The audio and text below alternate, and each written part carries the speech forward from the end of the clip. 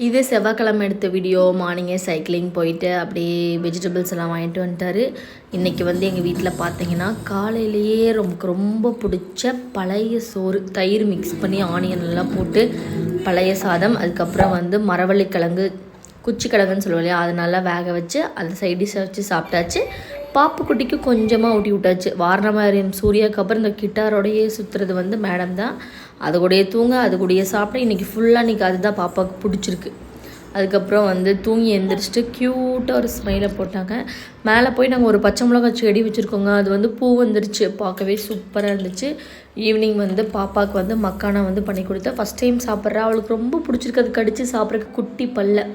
இந்த cauliflower recipe சீக்கிரமாக long வீடியோவில் ஷேர் பண்ணுறேன். ரொம்ப சூப்பராக வந்துச்சு. நைட்டுக்கு காலிஃப்ளவர் சில்லி பண்ணி அதைவே ரைஸில் போட்டு வெஜிடபிள் ரைஸ் பண்ணியிருந்தோம். ரொம்ப சூப்பராக வந்துச்சு. பாய், நெக்ஸ்ட் வீடியோவில் பார்ப்போம்.